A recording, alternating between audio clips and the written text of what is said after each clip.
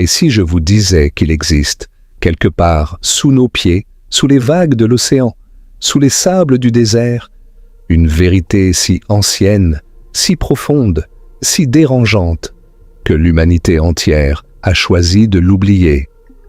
Et si je vous disais que cette vérité ne dort pas dans les livres d'histoire que vous avez lus à l'école, ni dans les documentaires que vous avez regardés un dimanche soir, ni même dans les théories les plus folles que vous avez pu entendre sur Internet. Non. Cette vérité dort dans la pierre. Elle dort dans les mythes. Elle dort dans les étoiles. Et surtout, elle dort dans un nom. Un seul nom. Un nom que tout le monde connaît, mais que personne ne comprend vraiment. Atlantide.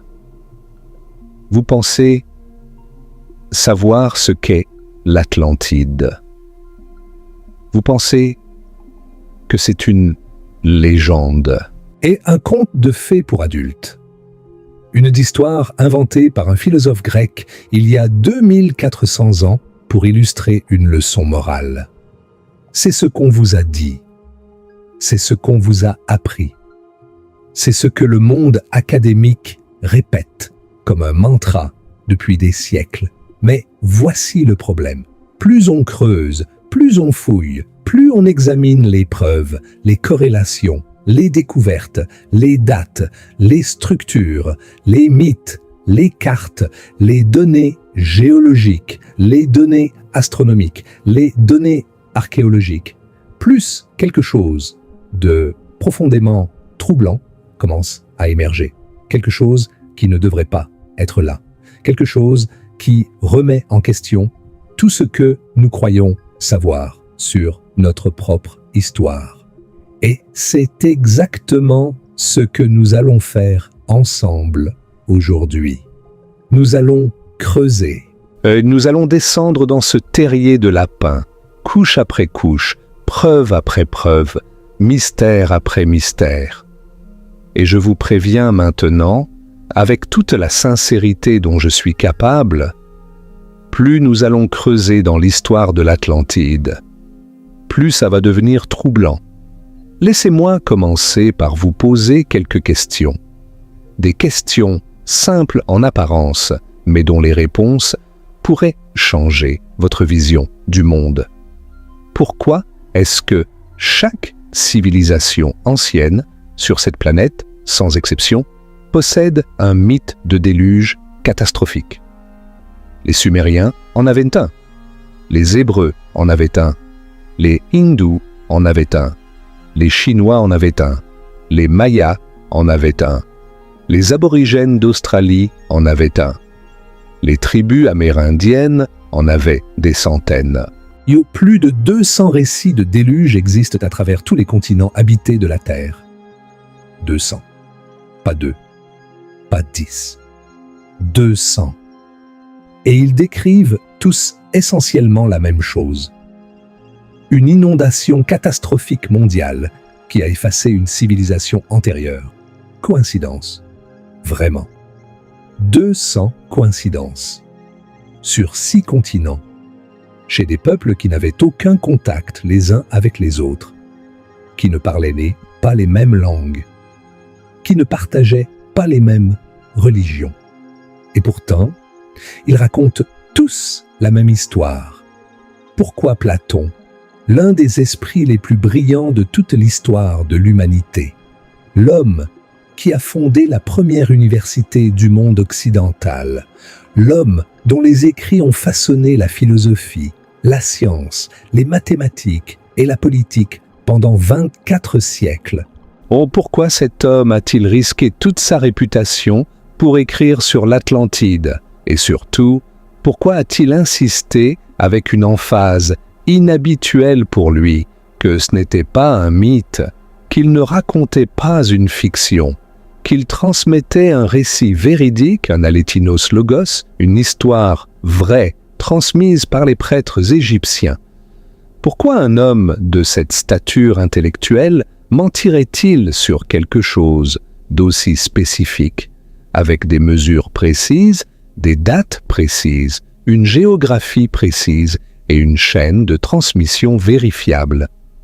Pourquoi la NASA a-t-elle photographié depuis l'espace des structures sous-marines qui ne correspondent à aucun processus naturel connu? Pourquoi des prêtres égyptiens ont-ils dit aux Grecs, il y a 2600 ans, la phrase suivante, et je cite, « Ô Solon, Solon, vous les Grecs, vous êtes comme des enfants. Il n'y a pas de vieille opinion parmi vous, pas de science blanchie par le temps. Vous ne savez rien de votre propre histoire. Qu'est-ce qu'ils savaient que nous ne savons pas? Qu'est-ce qu'ils avaient vu dans leurs archives millénaires qui les faisait regarder les Grecs, cette civilisation que nous considérons comme le berceau de l'Occident, comme de simples enfants ignorants? Pourquoi a-t-on découvert sous le désert du Sahara des traces qui ont fait taire certains scientifiques? Pourquoi la chronologie officielle de la civilisation humaine ne tient-elle tout simplement pas debout quand on la confronte aux preuves physiques? Je vais vous donner quelques faits, juste des faits. La structure de Richa en Afrique, dans le désert de Mauritanie, correspond à la description de Platon de l'Atlantide avec une précision qui dépasse le hasard. Des anneaux concentriques, des dimensions quasi identiques, une ouverture vers le sud, des montagnes au nord, des roches de 3 couleurs, rouge, blanc et noir, exactement comme Platon l'a décrit. Des cités sous-marines ont été découvertes au large des côtes du Japon, de l'Inde, de Cuba et des Bahamas. Des cartes anciennes montrent l'Antarctique sans glace, des siècles avant sa découverte officielle, en 1820. Göbekli Tepe, en Turquie, est un complexe de temples monumentaux vieux de 12 000 ans, construit par des gens que nous qualifions de chasseurs-cueilleurs primitifs, et il a été délibérément enterré. L'événement d'impact du Drias récent, il y a 11 600 ans, qui a provoqué des inondations cataclysmiques à l'échelle planétaire. Et Platon a donné exactement cette même date. 11 600 ans. Si un seul de ces faits est vrai, alors tout ce qu'on nous a enseigné sur l'histoire humaine est faux. Si un seul de ces faits est vrai, alors nous devons reconsidérer tout ce que nous croyons savoir sur nous-mêmes, sur notre passé, sur les fondements mêmes de notre civilisation. Et spoiler, ce n'est pas un seul de ces faits qui est vrai. Ce sont tous ces faits qui sont vérifiables, documentés, publiés dans des revues scientifiques, photographiés par des satellites, et pourtant systématiquement ignorés par le courant dominant de l'archéologie et de l'histoire. Si vous êtes le genre de personne qui pense que l'histoire recèle des secrets qu'on ne nous dit pas, ou si vous sentez au fond de vous que quelque chose ne colle pas dans le récit officiel de notre civilisation, alors restez jusqu'au bout. Parce que ce que nous allons découvrir ensemble aujourd'hui va bien au-delà de ce que vous imaginez. Si cette vidéo vous fait réfléchir, même une seule seconde, abonnez-vous, parce que nous plongeons dans des mystères que le courant dominant ne veut pas que vous connaissiez. Laissez un commentaire. Dites-moi ce que vous pensez. L'Atlantide était-elle réelle? Oui ou non? Et partagez cette vidéo, parce que cette vérité mérite d'atteindre chaque personne sur cette planète. Maintenant, descendons ensemble dans ce terrier. Et croyez-moi, ça va devenir bien pire que ce que vous imaginez. Pour comprendre l'Atlantide, il faut d'abord comprendre l'homme qui nous en a parlé. Et cet homme, c'est Platon. Mais pas le Platon des manuels scolaires que vous avez feuilleté distraitement au lycée. Non, le vrai Platon, l'homme derrière le mythe. Parce que Si vous comprenez qui était vraiment Platon, alors vous comprendrez pourquoi son récit sur l'Atlantide est si dérangeant pour le monde académique. Platon est né à Athènes vers 428 avant notre ère, dans une famille aristocratique. Il a été l'élève de Socrate, l'un des penseurs les plus influents de l'histoire. Après l'exécution de Socrate, Platon a voyagé pendant des années en Égypte, en Italie du Sud, en Sicile, absorbant les connaissances de chaque culture qu'il rencontrait. Puis il est revenu à Athènes et a fondé l'Académie, la première institution d'enseignement supérieur du monde occidental, une institution qui a duré 900 ans. 900 ans, pensez-y un instant. Son élève le plus célèbre était Aristote, qui à son tour a été le tuteur d'Alexandre le Grand. La chaîne intellectuelle, qui part de Platon, a littéralement façonné le monde tel que nous le connaissons. Cet homme n'était pas un conteur de foire. Ce n'était pas un fabricant de légendes. C'était l'Einstein du monde antique, le Newton de la philosophie, le géant intellectuel sur les épaules duquel toute la pensée occidentale repose. Et c'est cet homme, ce titan de l'intellect, qui a consacré 2 de ses dialogues les plus importants à nous raconter l'histoire de l'Atlantide. Les 2 textes en question s'appellent le Timée et le Critias. Ils ont été écrits vers 360 avant notre ère, dans les dernières années de la vie de Platon. Le Timée est un dialogue sur la cosmologie, sur l'origine de l'univers et sur la nature de la matière et du temps.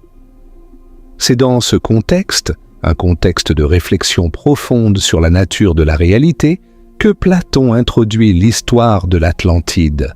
Pas dans une comédie, pas dans une satire, pas dans une allégorie politique, dans un traité de cosmologie. Le Critias est le dialogue qui continue le récit en donnant les détails précis de la civilisation atlante, sa géographie, son architecture, son organisation politique, ses ressources, sa puissance militaire.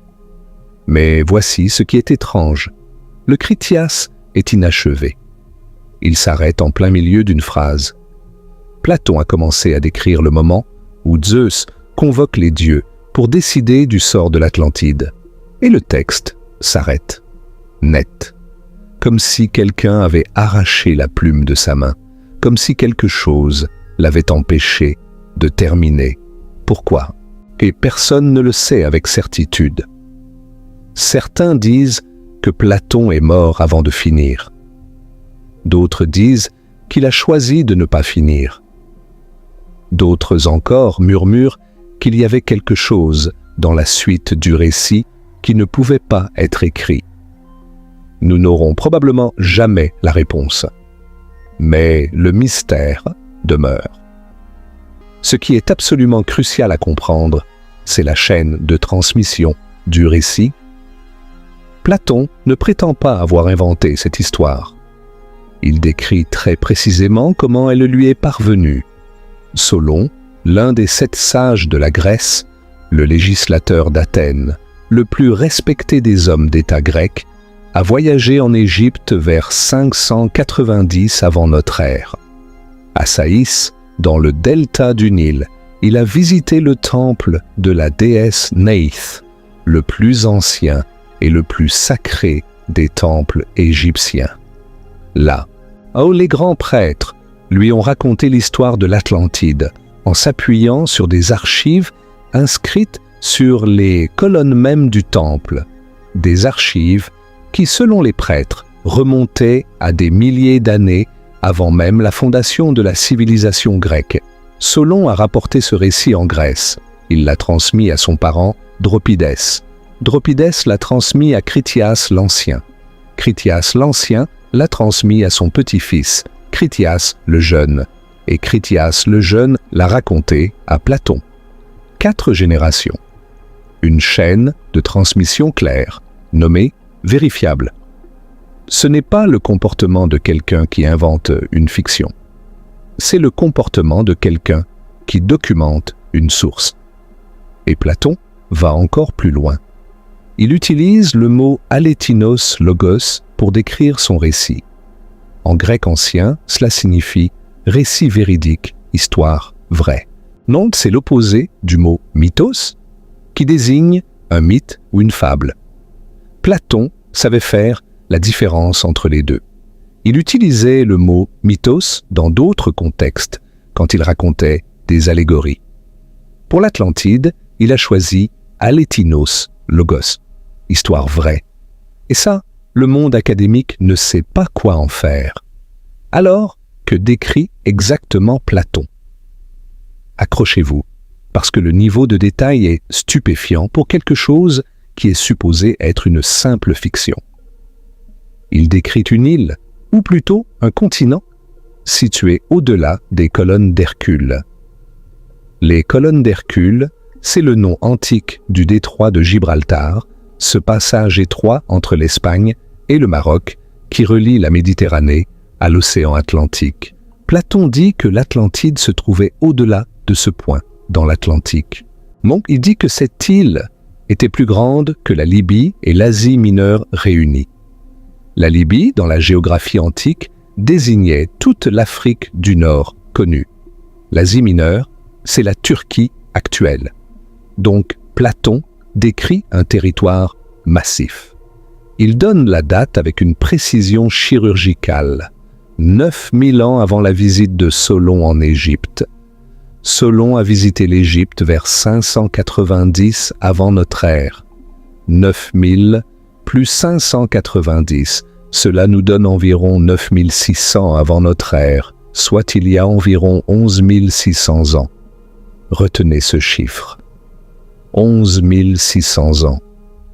Nous y reviendrons. Et quand nous y reviendrons, vous comprendrez pourquoi il est si important. La civilisation qui habitait cette île était, selon Platon, extraordinairement avancée. Il décrit la capitale de l'Atlantide comme une merveille d'ingénierie, construite selon un plan de cercle concentrique, alternant terre et eau. 3 anneaux d'eau et 2 anneaux de terre entouraient une île centrale. L'île centrale mesurait 5 stades de diamètre, soit environ 920 mètres. L'anneau extérieur d'eau mesurait 3 stades de large. Ces anneaux étaient reliés par des ponts massifs et des tunnels assez grands pour laisser passer des navires. Les murs de ces anneaux étaient recouverts de métaux. Le mur extérieur était recouvert de bronze. Le mur intérieur était recouvert d'étain. Et le mur le plus intérieur, celui qui protégeait l'île centrale, était recouvert d'orichalque, un métal mystérieux de couleur rouge que Platon décrit comme le plus précieux de tous les métaux, après l'or. Et personne ne sait avec certitude ce qu'était l'orichalque. Certains pensent qu'il s'agit d'un alliage de cuivre et d'or. D'autres pensent qu'il s'agit d'un métal, aujourd'hui disparu ou non identifié.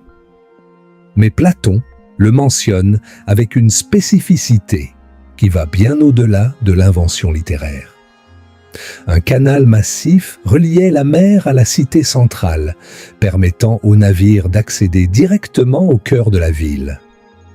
Les ports étaient gigantesques, remplis de navires de commerce et de guerre. La population se comptait en millions.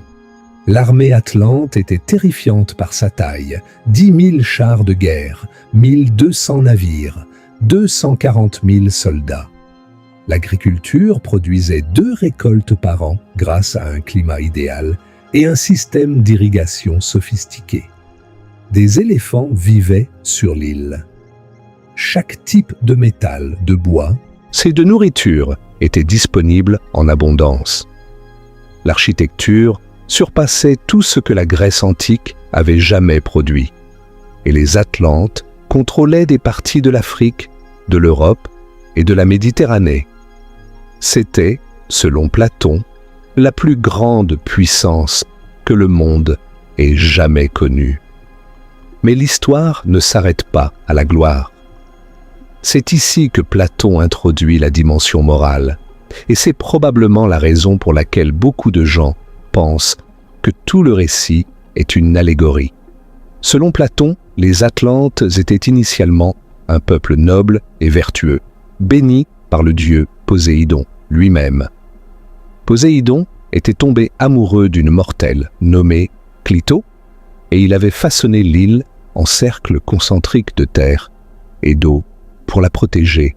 Les descendants de Poséidon et Clito, dits rois jumeaux, et les gouvernaient l'Atlantide avec sagesse et justice. Mais au fil des générations, le sang divin s'est dilué, la nature mortelle a pris le dessus, la cupidité, l'orgueil et la soif de pouvoir ont corrompu les Atlantes. Ils sont devenus agressifs, impérialistes et ont tenté de conquérir tout le bassin méditerranéen. C'est alors, dit Platon, qu'Athènes, 9000 ans avant Solon, une Athènes dont nous n'avons aucune trace archéologique, s'est levée seule contre la puissance atlante et l'a vaincue. Et immédiatement après cette défaite, le cataclysme est survenu. En un seul jour et une seule nuit de malheur, l'île de l'Atlantide a disparu dans les profondeurs de la mer, des tremblements de terre, des inondations, et tout a disparu. En 24 heures, une civilisation entière effacée de la surface de la terre. Maintenant, et voici ce que je veux que vous compreniez. Voici le paradoxe qui rend l'Atlantide si insaisissable et si fascinante. Si c'est une fiction, pourquoi inclure des mesures spécifiques? Pourquoi donner des dates précises? Pourquoi décrire une géographie détaillée? Pourquoi établir une chaîne de transmission vérifiable? Aucun autre dialogue de Platon ne fait cela pour une histoire inventée. Quand Platon invente une allégorie, comme la célèbre allégorie de la caverne dans la République, il le dit clairement. Il cadre l'histoire comme une métaphore. Pour l'Atlantide, il fait exactement l'inverse. Il insiste sur sa véracité. Et il y a plus. Crantor, un philosophe qui a vécu une génération après Platon, qui était un des premiers commentateurs de ses œuvres, est réputé s'être rendu en Égypte pour vérifier le récit. Et, selon les sources anciennes, Crantor a trouvé les colonnes avec l'histoire inscrite dans les temples égyptiens, exactement comme Platon l'avait décrit. Proclus, un philosophe néoplatonicien du 5e siècle, confirme ce détail dans ses commentaires sur le Timée. L'argument selon lequel c'est juste une histoire a un problème massif. Ce problème, c'est que Platon lui-même a fait tout ce qui était en son pouvoir pour nous dire que ce n'était pas juste une histoire. Passons maintenant à la source du récit. Pas Platon, pas Solon. La vraie source, l'Égypte. Parce que c'est là que tout commence. C'est là que le fil conducteur de cette histoire plonge dans des profondeurs que nous n'avons pas encore explorées. Et c'est là que les choses commencent à devenir véritablement troublantes. Solon était un homme d'une stature immense dans le monde grec. L'un des 7 sages de la Grèce, un titre accordé aux 7 plus grands esprits de l'époque, législateur d'Athènes, réformateur politique, poète, voyageur. Quand Solon est arrivé en Égypte, vers 590 avant notre ère, il n'est pas allé dans n'importe quel endroit. Il est allé à Saïs, dans le delta du Nil, au temple de la déesse Neith. Neith était l'une des plus anciennes divinités d'Égypte, associée à la sagesse, à la guerre et au tissage du cosmos. Son temple à Saïs était considéré comme l'un des plus anciens et des plus sacrés de tout le pays. Et les prêtres qui officiaient dans ce temple n'étaient pas de simples religieux. C'étaient les gardiens des archives les plus anciennes de l'humanité. des archives qui, selon eux, remontaient à des millénaires avant même la naissance de la civilisation grecque. Oui, et c'est là que la scène la plus extraordinaire du récit de Platon se déroule. Solon, fier de la culture grecque, commence à raconter aux prêtres égyptiens les plus anciens récits grecs, les histoires de Deucalion, de Phoronée, les mythes fondateurs de la Grèce, et les prêtres écoutent patiemment. Puis l'un d'entre eux, un prêtre très âgé, regarde Solon et lui dit ces mots qui résonnent à travers les millénaires. « Ô Solon, Solon, vous les Grecs, vous êtes éternellement des enfants.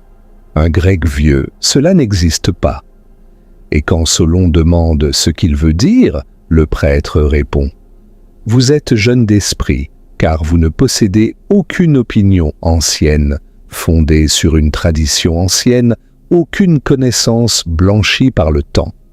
Et la raison de cela, c'est que le genre humain a été détruit de nombreuses fois et de nombreuses manières.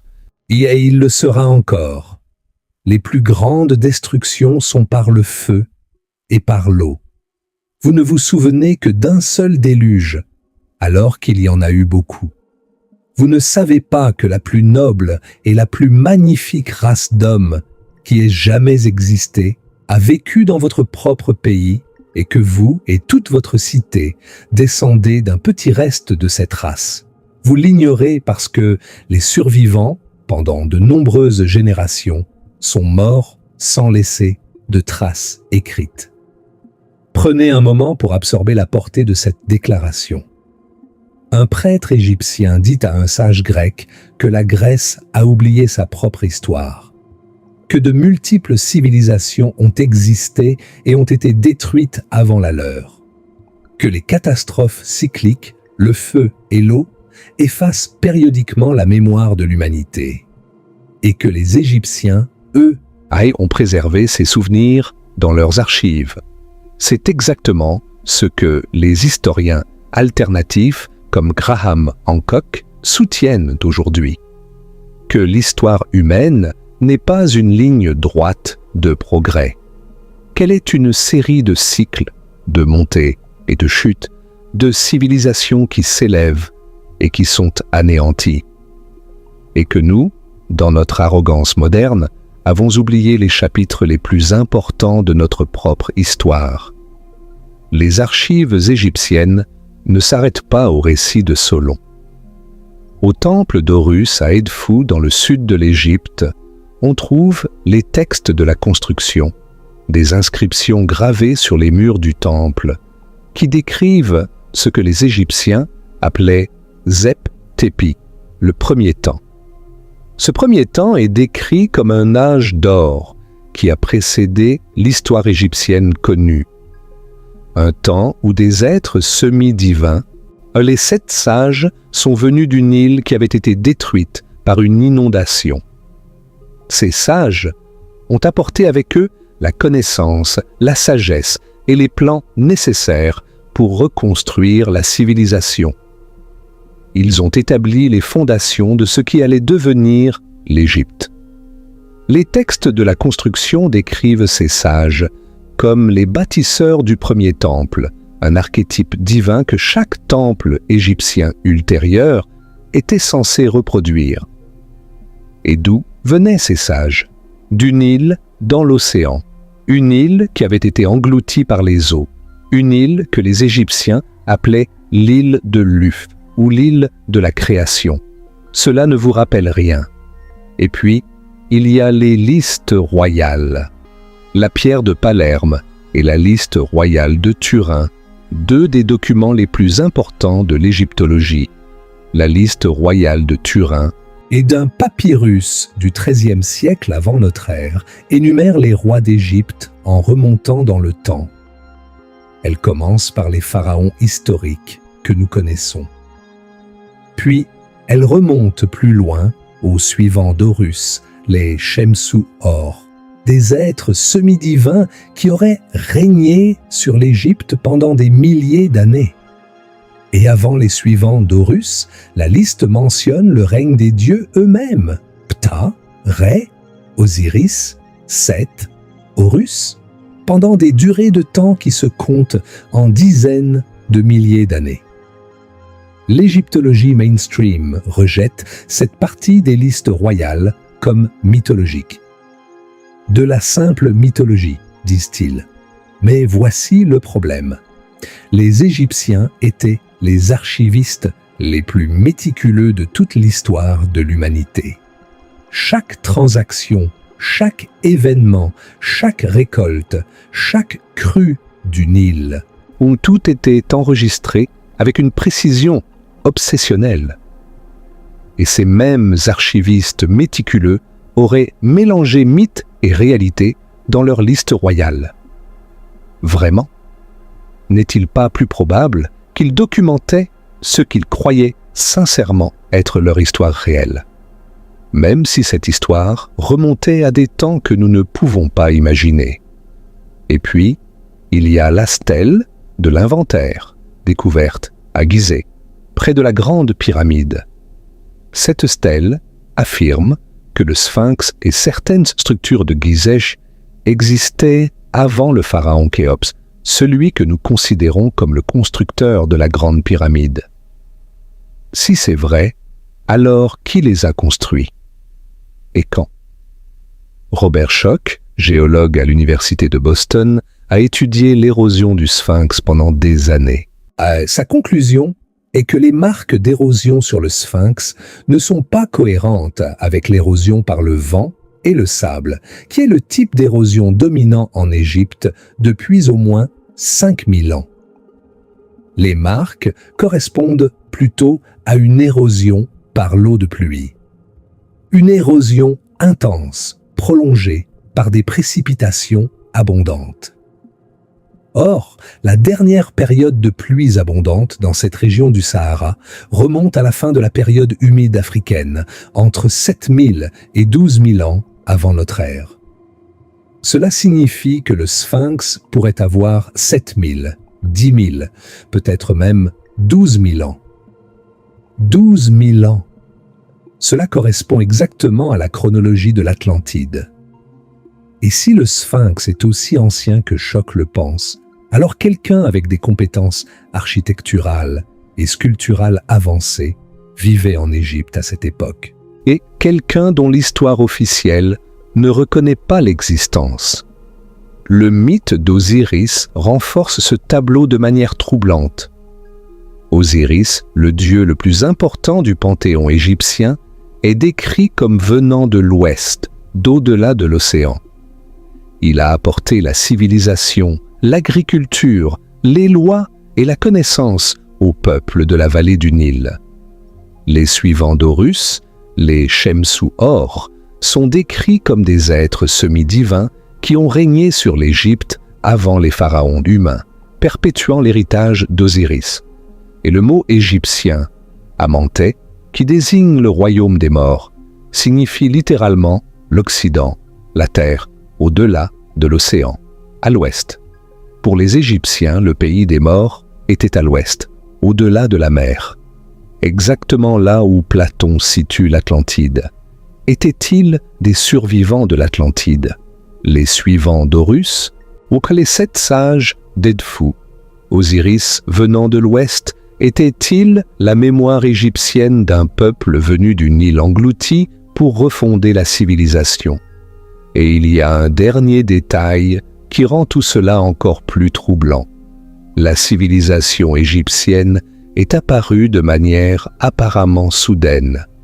Vers 3100 avant notre ère, l'Égypte unifiée émerge avec un système d'écriture hiéroglyphique pleinement développé, des techniques architecturales sophistiquées, des connaissances mathématiques et astronomiques avancées, un système politique et religieux complexe. Il n'y a pas de longue période d'essais et d'erreurs visibles dans les archives archéologiques. Pas de développement graduel et laborieux de l'écriture, passant de gribouillages maladroits à des hiéroglyphes élaborés. Pas de construction de petites huttes évoluant lentement vers des pyramides. Non, l'Égypte apparaît presque complète, comme si elle avait hérité ses connaissances de quelqu'un d'autre. Et voici ce qui est encore plus étrange. La qualité de la construction et de l'art égyptien est la plus élevée aux époques les plus anciennes.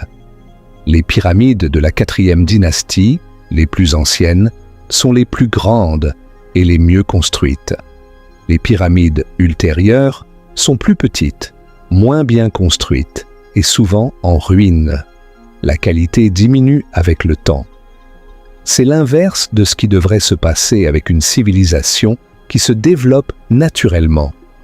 C'est exactement ce qui se passerait si une civilisation avait hérité d'un corpus de connaissances qu'elle a progressivement oublié au fil des générations. Ou comme si l'Égypte n'était pas le début de la civilisation, mais le souvenir d'une civilisation antérieure. Et la bibliothèque d'Alexandrie, le plus grand dépôt de connaissances du monde antique. Fondée au IIIe siècle avant notre ère, elle contenait des centaines de milliers de rouleaux, dont beaucoup étaient des copies de textes bien plus anciens. Des textes sur l'astronomie, les mathématiques, la géographie, l'histoire. Des textes qui auraient pu contenir des informations sur les civilisations antédiluviennes. Et elle a été détruite? Pas une fois, mais plusieurs fois, sur plusieurs siècles, jusqu'à ce qu'il n'en reste rien. Combien de connaissances avons-nous perdues? Combien de réponses à nos questions brûlaient dans ces flammes? Nous ne le saurons jamais. Maintenant, préparons-nous à entrer dans le chapitre le plus fascinant de toute cette histoire, l'œil de l'Afrique, la structure de Risha. Parce que c'est ici que la théorie de l'Atlantide passe du domaine de la spéculation philosophique à quelque chose de terriblement concret, quelque chose de visible, quelque chose de mesurable, quelque chose qui ne devrait pas exister si l'Atlantide n'est qu'un mythe. La structure de Risha se trouve en Mauritanie, dans le nord-ouest de l'Afrique, en plein cœur du désert du Sahara. C'est une formation géologique circulaire d'environ 40 km de diamètre. Vue depuis l'espace, elle ressemble à un œil géant fixant le ciel. Les astronautes l'utilisent comme point de repère lors de leurs orbites. On l'appelle aussi l'huile du Sahara ou l'huile de l'Afrique. Pendant longtemps, les scientifiques ont pensé qu'il s'agissait d'un cratère d'impact météoritique, puis ils ont révisé cette hypothèse et l'ont classé comme un dôme géologique, une structure naturelle formée par le soulèvement et l'érosion de couches rocheuses. Et la plupart des gens en sont restés là. Un phénomène géologique intéressant, rien de plus. Mais ensuite, quelqu'un a fait quelque chose que personne n'avait fait avant. Quelqu'un a pris la description de Platon de l'Atlantide, point par point, mesure par mesure, détail par détail, et l'a comparée à la structure de Risha. Et ce qui en est sorti est absolument sidérant. Platon a décrit une cité faite d'anneaux concentriques, alternant terre et eau. La structure de Risha est faite d'anneaux concentriques de différents types de roches, séparés par des vallées qui auraient pu contenir de l'eau. Et la correspondance visuelle est immédiate et frappante. Platon a dit que l'anneau extérieur de la cité mesurait 127 stades de diamètre, soit environ 23 km et demi. L'anneau extérieur de la structure de Risha mesure environ 23 km et demi. La correspondance dimensionnelle est presque exacte. Platon a dit que l'Atlantide se trouvait au-delà des colonnes d'Hercule, au-delà du détroit de Gibraltar. La structure de Risha se trouve directement au sud du détroit de Gibraltar, dans la direction exacte que Platon indique. Platon a décrit une ouverture de la cité vers la mer, du côté sud. La structure de Richa présente une ouverture naturelle, un canal ou une brèche dans la structure, orientée vers le sud. Platon a décrit des montagnes au nord de la cité, protégeant la ville des vents septentrionaux. Non, les montagnes de l'Atlas sont situées directement au nord de la structure de Richa. Platon a décrit une grande plaine rectangulaire entourant la cité, utilisée pour l'agriculture. Une grande plaine relativement plate entoure la structure de Richa. Et voici le détail qui donne des frissons. Platon a décrit des bâtiments construits en pierre de 3 couleurs, rouge, blanc et noir. La structure de Richa contient des roches de ces 3 couleurs exactes, rouge, blanche et noire. Pas 2 des 3, les 3, dans les bonnes couleurs, au bon endroit, avec les bonnes dimensions, avec la bonne orientation, avec les bonnes caractéristiques géographiques environnantes. Je comprends si à ce point votre cerveau commence à résister. C'est normal. Nous avons tous été conditionnés à rejeter ce genre de correspondance comme des coïncidences. Mais réfléchissez un instant au nombre de coïncidences que nous accumulons. La taille correspond. La forme correspond. L'orientation correspond. Les couleurs correspondent. La géographie correspond. Les montagnes correspondent. La plaine correspond. À quel point ces correspondances doivent-elles être nombreuses et précises avant que nous admettions qu'il ne s'agit peut-être pas de coïncidence.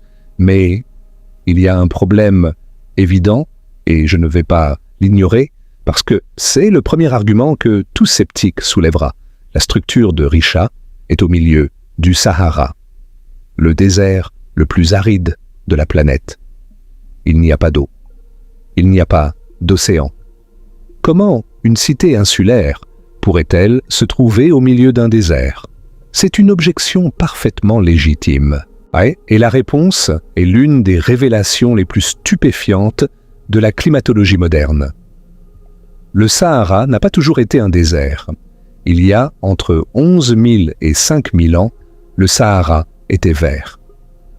C'est ce qu'on appelle la période humide africaine, ou le Sahara vert. Pendant cette période, le Sahara recevait des précipitations abondantes. Il était couvert de lacs, de rivières, de forêts, de prairies et de savanes. Des millions de personnes y vivaient. Des hippopotames, des crocodiles, des éléphants et des girafes peuplaient ces étendues. Nous le savons grâce aux peintures rupestres, découvertes dans tout le Sahara, qui montrent des scènes de natation, de pêche, de navigation et de vie quotidienne dans un environnement aquatique.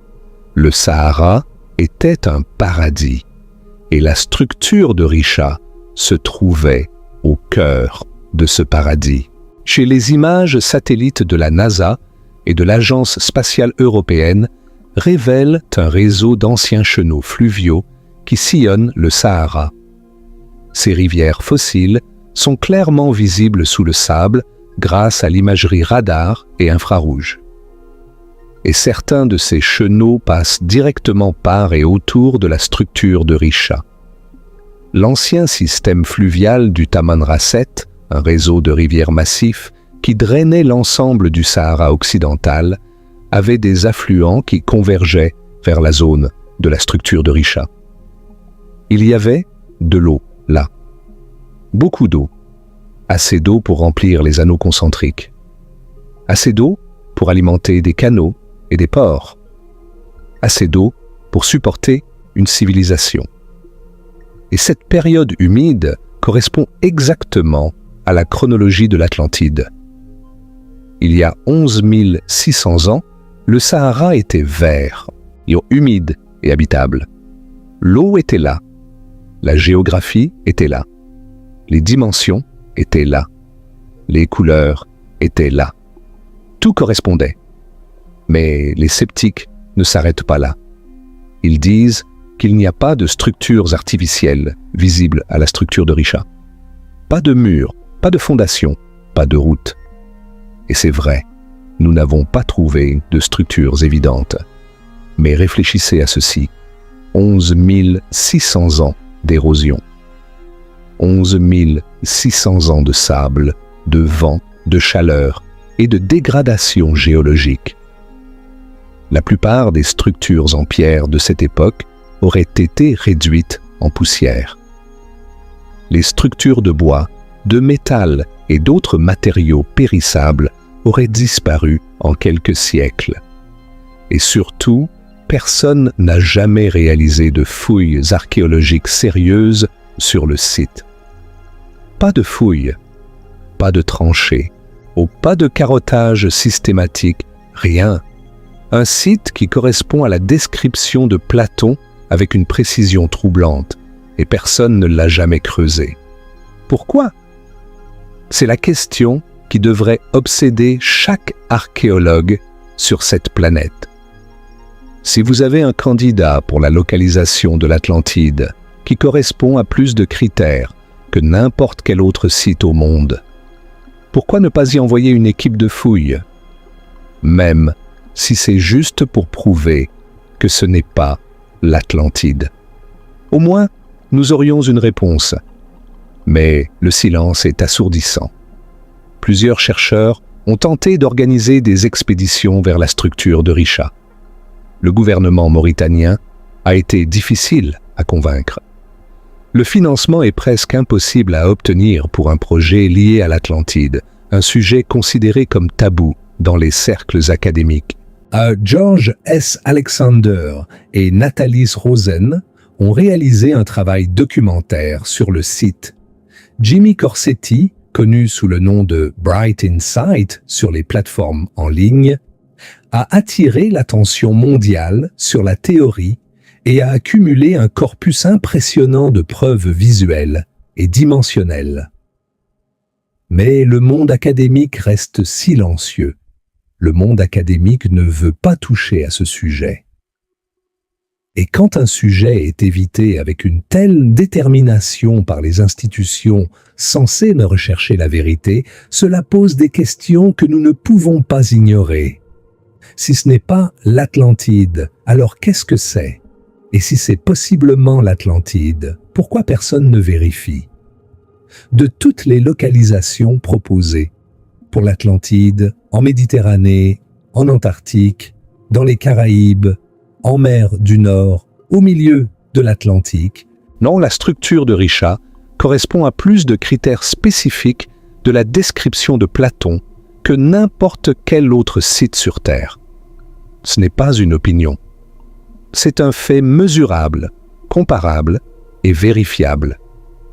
Et c'est là que les choses commencent à devenir véritablement troublantes. Parce que si l'Atlantide était réelle, et si elle se trouvait là où la structure de Risha se trouve aujourd'hui, alors nous devons nous demander ce qui l'a détruite. Et la réponse à cette question est peut-être la partie la plus terrifiante de toute cette histoire. Nous entrons maintenant dans le chapitre le plus scientifiquement solide de cette enquête. Un chapitre qui n'est plus du domaine de la spéculation ou de la philosophie.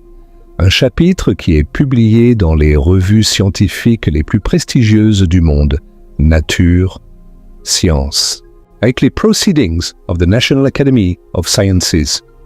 Un chapitre qui repose sur des données géologiques, des analyses chimiques, des datations au radiocarbone et des preuves physiques trouvées sur 4 continents. Je parle du Trias récent et de l'impact cosmique qui a peut-être effacé une civilisation entière de la surface de la Terre. Le Trias récent est le nom donné à une période climatique extraordinaire qui s'est produite il y a entre environ 12 800 et 11 600 ans. Pour comprendre pourquoi cette période est si importante, il faut comprendre le contexte. La Terre sortait de la dernière ère glaciaire. Pendant des dizaines de milliers d'années, d'immenses calottes glaciaires avaient recouvert l'Amérique du Nord, l'Europe du Nord et une grande partie de l'Asie, qui ces calottes avaient parfois plusieurs kilomètres d'épaisseur. Le niveau des mers était environ 120 mètres plus bas qu'aujourd'hui. D'immenses territoires qui sont maintenant sous l'eau étaient alors de la terre ferme. Le plateau de la Sonde, en Asie du Sud-Est, le plateau continental de l'Inde, les Bahamas, la Manche, entre l'Angleterre et la France, tout cela était de la terre habitable. Le monde était un endroit très différent, et vers 13 000 avant notre ère, les choses commençaient à s'améliorer. Les glaciers fondaient lentement, le climat se réchauffait, la vie revenait dans les zones autrefois gelées. L'humanité, dispersée sur toute la planète, commençait à prospérer dans ce monde en changement. Et puis, d'un coup, tout s'est arrêté. Vers 12 800 ans avant aujourd'hui, et les températures ont soudainement chuté. En quelques années, peut-être quelques décennies, la Terre est replongée dans des conditions glaciaires. Les températures ont baissé de 10 à 15 degrés Celsius en un temps géologiquement instantané. Les glaciers ont recommencé à avancer, les forêts ont reculé, les espèces animales ont commencé à disparaître. Et cette période de froid brutal a duré environ 1200 ans. Puis, aussi soudainement qu'elle avait commencé, elle s'est terminée. Vers 11 600 ans avant aujourd'hui, les températures ont grimpé en flèche. Le réchauffement a été aussi brutal que le refroidissement avait été soudain. Et avec ce réchauffement est venue l'eau. Des quantités d'eau inimaginables. Qu'est-ce qui a causé cet événement cataclysmique? Pendant longtemps, les scientifiques ont proposé diverses explications des changements dans les courants océaniques, des éruptions volcaniques, des variations de l'orbite terrestre. Mais en 2007, une équipe de chercheurs dirigée par Richard Firestone, Alan West et d'autres a proposé une hypothèse qui a secoué le monde scientifique. L'hypothèse de l'impact cosmique du Dryas récent. Selon cette hypothèse, un ou plusieurs fragments d'une comète ou d'un astéroïde ont frappé la Terre il y a environ 12 800 ans, déclenchant une cascade de catastrophes qui ont provoqué le refroidissement soudain du Dryas récent. Et les preuves qu'ils ont présentées étaient troublantes. Sur 4 continents, dans des couches géologiques datant exactement de cette période, ils ont trouvé des nanodiamants, des diamants microscopiques qui ne se forment que sous des conditions de pression et de température extrêmes, comme celles produites par un impact cosmique. Ils ont trouvé des microsphérules métalliques, de minuscules billes de métal fondues, projetées dans l'atmosphère par la force de l'impact et solidifiées en retombant. Ils ont trouvé du verre de fusion, de la roche vitrifiée par des températures de milliers de degrés. Ils ont trouvé des niveaux élevés de platine et d'iridium, des éléments rares sur Terre, mais abondants dans les astéroïdes et les comètes. Et ils ont trouvé ce qu'on appelle la couche noire, un tapis noir de matière carbonisée qui se retrouve dans les strates géologiques de cette époque, sur des sites répartis dans le monde entier. C'est comme si quelque chose avait brûlé la surface de la Terre sur une échelle massive. En 2018, la preuve est devenue encore plus forte. Des chercheurs ont découvert le cratère de Hiawatha, un cratère d'impact de 31 km de diamètre, enfoui sous la calotte glaciaire du Groenland. Ce cratère est l'un des 25 plus grands cratères d'impact connus sur Terre, et il est relativement récent, peut-être assez récent pour correspondre à la période du Dryas récent. L'impacteur qui a créé ce cratère était un astéroïde de fer d'environ 1,5 km de diamètre. 1,5 km de métal tombant du ciel à des dizaines de kilomètres par seconde. L'énergie libérée aurait été des millions de fois supérieure à celle de la bombe d'Hiroshima. Et il est probable que ce n'était pas le seul fragment. Que l'hypothèse la plus répandue est que l'impacteur faisait partie du courant de météores des Taurides, un vaste nuage de débris cosmiques que la Terre traverse 2 fois par an, en juin et en novembre. Ce courant contient les restes d'une comète géante qui s'est fragmentée il y a des milliers d'années. Certains de ces fragments sont encore suffisamment gros pour causer des dommages considérables. Mais l'impact lui-même n'était que le début. Le vrai cataclysme est venu après.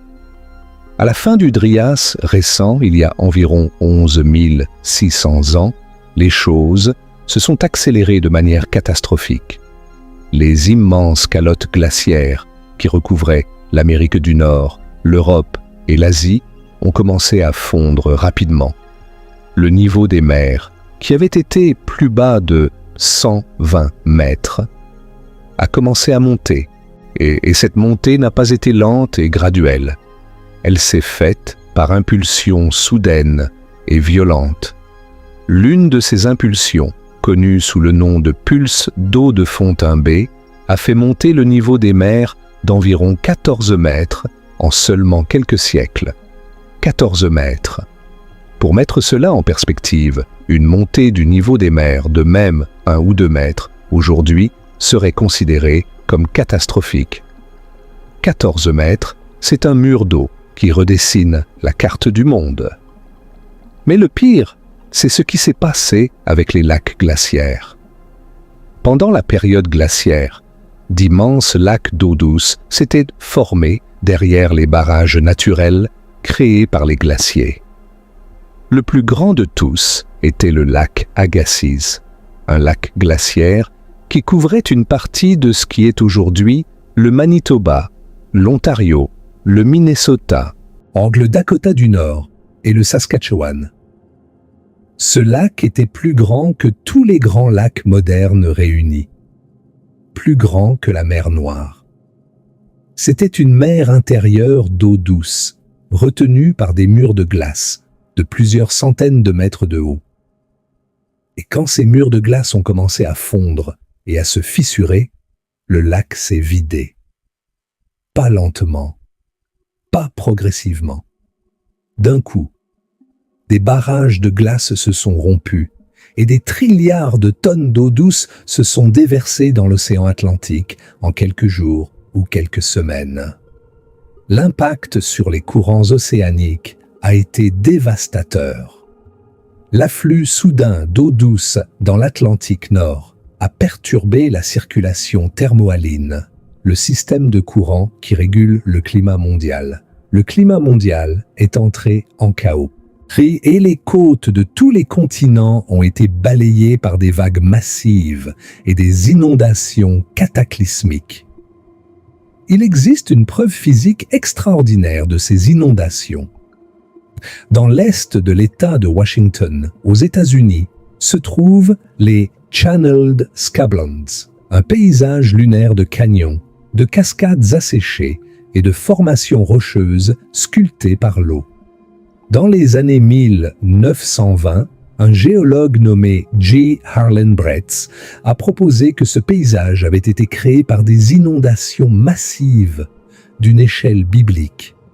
Des murs d'eau de centaines de mètres de haut, se déplaçant à la vitesse d'une autoroute, sculptant le basalte comme du beurre. Bretz a été ridiculisé. Pendant 40 ans, la communauté scientifique l'a traité de fou. L'idée d'inondation catastrophique allait à l'encontre du dogme du gradualisme. Et l'idée que tous les changements géologiques se font lentement sur des millions d'années. Mais Bretz avait raison.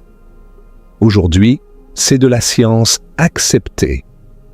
Les Channeled Scablands ont bien été créés par des inondations cataclysmiques provoquées par la rupture de barrages glaciaires.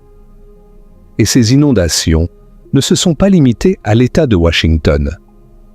des preuves de méga-inondations similaires ont été trouvées en Sibérie, en Scandinavie, en Amérique du Sud et ailleurs. Le monde entier a été inondé à la fin du Dryas récent. Et maintenant, faisons la connexion qui change tout.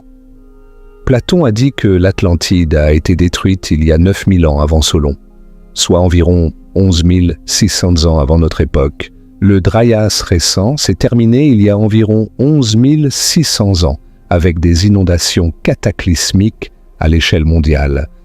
Platon a dit que l'Atlantide a été détruite en un seul jour et une seule nuit par des tremblements de terre et des inondations.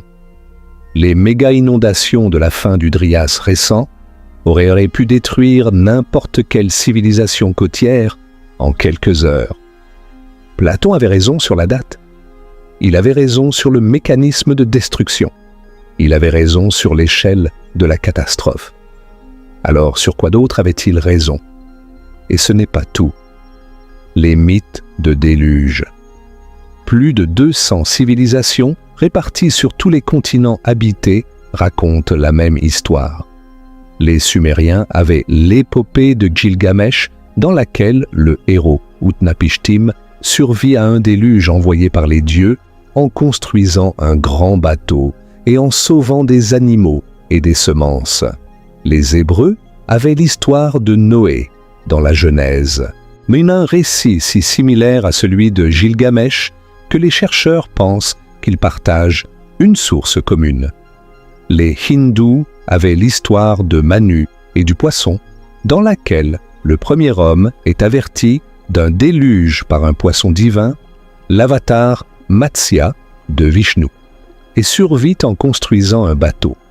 Les Grecs avaient le mythe de Deucalion, dans lequel Zeus détruit l'humanité par une inondation, et seul Deucalion et sa femme Pyrrha survivent.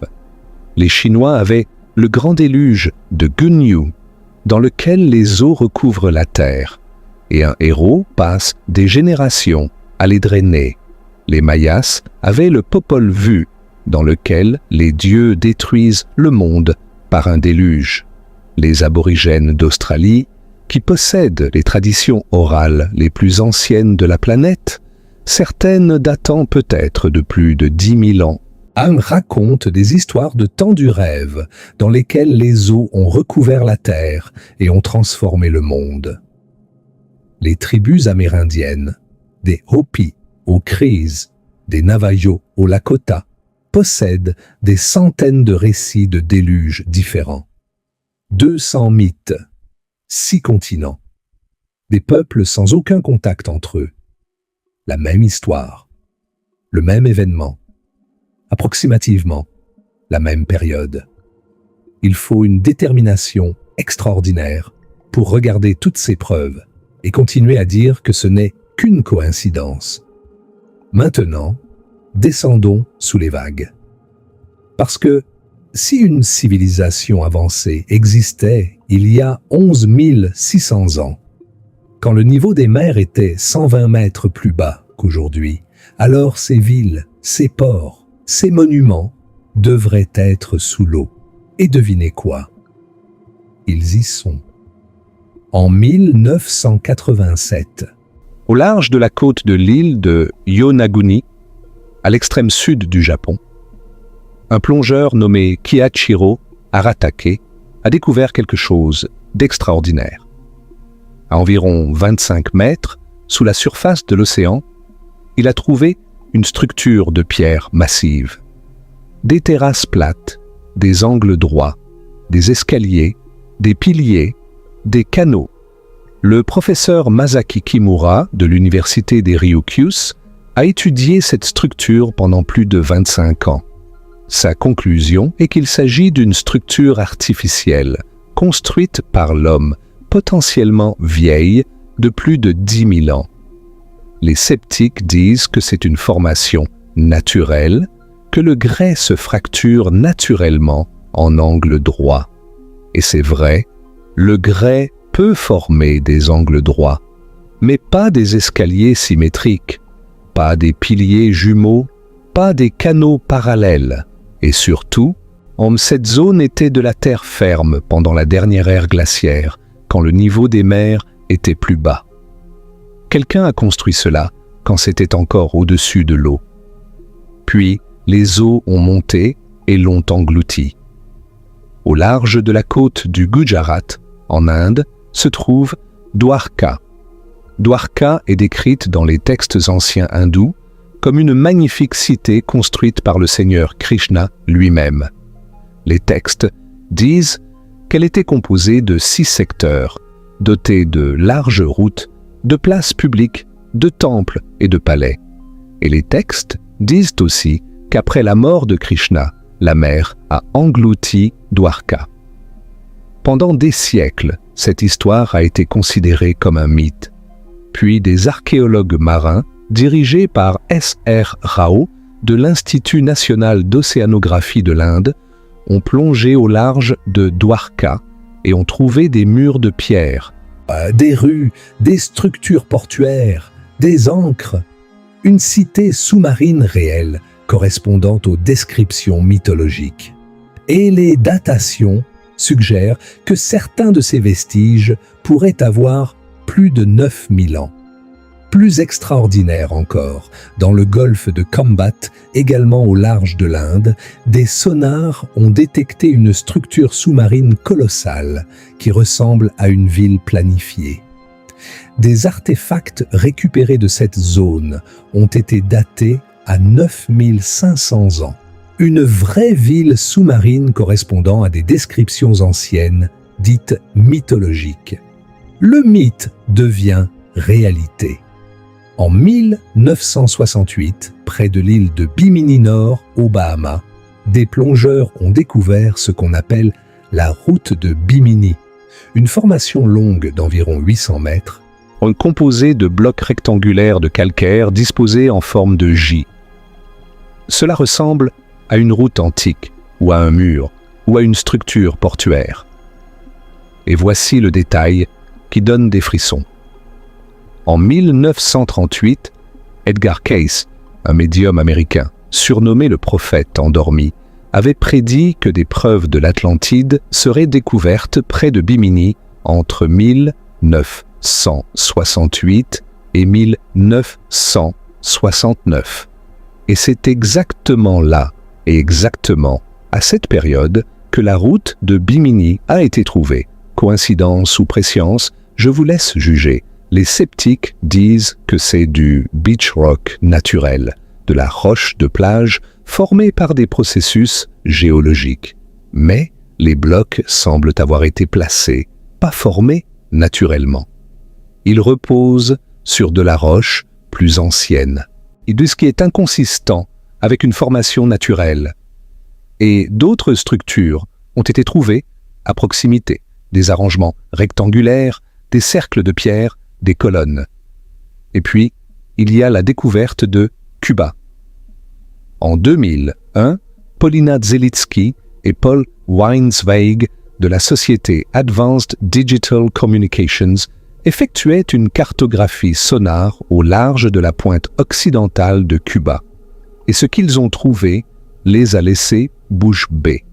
À une profondeur de 600 à 750 mètres, sous la surface de l'océan, le sonar a détecté des structures géométriques massives, des pyramides, des bâtiments rectangulaires, des routes, le tout couvrant une zone d'environ 2 km². À 700 mètres de profondeur, cette terre n'aurait été au-dessus du niveau de la mer que pendant la dernière ère glaciaire, quand les eaux étaient beaucoup plus basses. National Geographic a initialement montré de l'intérêt pour cette découverte. Puis, mystérieusement, ils sont devenus silencieux. Le gouvernement cubain a restreint l'accès à la zone. Aucune expédition de suivi n'a été autorisée. Pourquoi? Qu'est-ce qu'il y a là-dessous qui a fait reculer tout le monde? La profondeur suggère que ces structures pourraient être extraordinairement anciennes, potentiellement des dizaines de milliers d'années, si le terrain a subi un affaissement tectonique plutôt qu'une simple montée du niveau de la mer. Et ce ne sont pas des cas isolés. Pavlopétrie, au large de la côte sud de la Grèce, est la plus ancienne cité submergée connue au monde, vieille d'environ 5000 ans. Des rues complètes, des bâtiments, des tombes, tout est intact sous l'eau. Elle prouve que des villes peuvent être englouties et préservées pendant des millénaires. Héracléon ou Tonis, au large de la côte égyptienne, a été découverte en 2000. Cette cité légendaire, à l'embouchure du Nil, était considérée comme mythique pendant des siècles. Des temples massifs, des statues géantes, des navires, tout a été trouvé exactement là où les légendes le situaient. Un mythe est devenu réalité, exactement comme pour Troie, que les archéologues considéraient comme mythique, jusqu'à ce que Heinrich Schliemann la découvre en Turquie au XIXe siècle. Le schéma est là, sous nos yeux. Des structures sous-marines ont été trouvées au large du Japon, de l'Inde, de Cuba, des Bahamas, de la Grèce, de l'Égypte, de l'Espagne, de Malte et d'autres endroits encore. Toutes datent de la fin de l'ère glaciaire ou ont été submergées à cette époque. Toutes suggèrent des civilisations qui existaient avant l'histoire enregistrée. Le niveau des mers a monté de 120 mètres. Cela signifie que toute la ligne côtière préhistorique est sous l'eau. Toutes les villes côtières, tous les ports, toutes les capitales d'une éventuelle civilisation maritime avancée, tout est englouti. Et nous avons exploré moins de 5% du fond des océans. 5%. Chaque fois que nous regardons sous l'eau, nous trouvons quelque chose qui ne devrait pas être là. Imaginez ce que nous trouverions si nous cherchions vraiment. Passons maintenant à un aspect de cette histoire qui me fascine particulièrement. Parce qu'il transcende les mythes et les structures sous-marines pour entrer dans le domaine de la connaissance pure. Comment les anciens savaient-ils des choses qu'ils n'auraient pas dû savoir? Commençons par les cartes. La carte de Piri Reis, créée en 1513 par l'amiral ottoman Piri Reis, est l'une des anomalies historiques les plus déroutantes qui existent. Cette carte montre la côte de l'Amérique du Sud avec une précision remarquable. Elle montre les îles des Caraïbes. Elle montre le fleuve Amazon. Et dans sa partie inférieure, elle montre ce qui semble être la côte de l'Antarctique, sans glace. Oui. L'Antarctique n'a été officiellement découvert qu'en 1820, soit 3 siècles après la création de cette carte. Et il n'a pas été libre de glace, du moins dans certaines de ces régions côtières, qu'est depuis au minimum 6000 ans et possiblement des millions d'années pour les régions intérieures. Piri Reis a noté sur sa carte qu'il l'avait compilée à partir de cartes sources plus anciennes, dont certaines remontaient à l'époque d'Alexandre le Grand et peut-être plus loin encore. Charles Hapgood, professeur d'histoire à l'université du New Hampshire, a analysé cette carte et d'autres cartes anciennes dans son livre Maps of the Ancient Sea Kings, publié en 1966. Sa conclusion était que ces cartes étaient basées sur des relevés effectués par une civilisation avancée inconnue, avant les civilisations historiques connues. Et voici le détail qui fait frémir.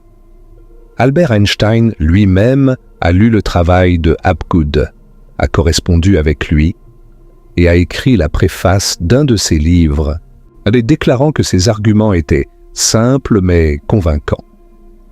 La carte d'Oronteus Phineus, datant de 1531, montre également l'Antarctique avec des rivières et sans glace. La carte de Philippe Buach, de 1737, montre l'Antarctique comme 2 masses terrestres séparées. ce qui est exactement ce qu'est l'Antarctique sous sa couche de glace, un fait confirmé seulement par des relevés radars modernes au XXe siècle. Comment quelqu'un au XVIIIe siècle pouvait-il savoir cela? Comment quelqu'un pouvait-il connaître la forme de la Terre sous des kilomètres de glace, sans satellite, sans radar, sans technologie de sondage? La seule explication logique est que ces cartes ont été copiées à partir de sources beaucoup plus anciennes, ou créées à une époque où l'Antarctique n'était pas recouvert de glace, ou du moins où certaines de ses côtes étaient accessibles. Et cela nous ramène à une civilisation perdue, capable de cartographie maritime avancée. Parlons maintenant de Göbekli Tepe, parce que c'est peut-être la découverte archéologique la plus importante de tout le XXe siècle, et elle a complètement bouleversé notre compréhension de l'histoire humaine. Göbekli Tepe se trouve dans le sud-est de la Turquie, près de la frontière syrienne. Il a été découvert en 1994 par l'archéologue allemand Klaus Schmidt. Et ce qu'il a trouvé a changé tout ce que nous pensions savoir sur les origines de la civilisation. C'est un complexe de temples monumentaux datant d'environ 9600 avant notre ère, 11 600 ans. Il est cette date, encore cette date, 7000 ans avant Stonehenge, 6000 ans avant l'invention présumée de l'écriture, 5000 ans avant les premières cités connues. À cette époque, selon la chronologie officielle, les êtres humains étaient des chasseurs-cueilleurs nomades qui vivaient dans des abris temporaires et qui ne possédaient ni agriculture, ni animaux domestiques, ni outils complexes. Et pourtant, ils ont construit Göbekli Tepe. Des piliers de pierre sculptés en forme de T, certains mesurant jusqu'à 6 mètres de haut et pesant entre 10 et 20 tonnes. Des gravures sophistiquées représentant des animaux, des vautours, des scorpions, des renards, des lions, des taureaux, des serpents, des araignées. Des cercles de pierre soigneusement disposés, avec des piliers centraux représentant peut-être des figures humaines, stylisées. C'est tout cela construit par des gens qui, théoriquement, ne savaient même pas comment cultiver du blé. La construction de Göbekli Tepe a nécessité une coordination sociale massive. Il fallait extraire des blocs de pierre de plusieurs tonnes d'une carrière, les transporter, les sculpter avec précision et les ériger selon un plan architectural préconçu. Cela implique un leadership, une organisation, une spécialisation du travail et un surplus de nourriture pour nourrir les travailleurs. En d'autres termes, cela implique une civilisation, pas une bande de chasseurs-cueilleurs nomades. Soit notre compréhension de ce dont les chasseurs-cueilleurs étaient capables est radicalement fausse, soit il y avait une civilisation plus avancée à cette époque dont nous ne connaissons pas l'existence. Et voici ce qui rend Göbekli Tepe encore plus mystérieux. Le site a été délibérément enterré. Vers 8000 avant notre ère, quelqu'un a soigneusement rempli les temples de terre et de gravats, les recouvrant complètement. Ce n'est pas un abandon, ce n'est pas une destruction par un ennemi, c'est un enterrement intentionnel, méthodique, comme si quelqu'un voulait préserver le site pour le futur ou cacher quelque chose qui enterre un temple. Pourquoi? Était-ce un acte de préservation? Voulait-il que les générations futures le retrouvent?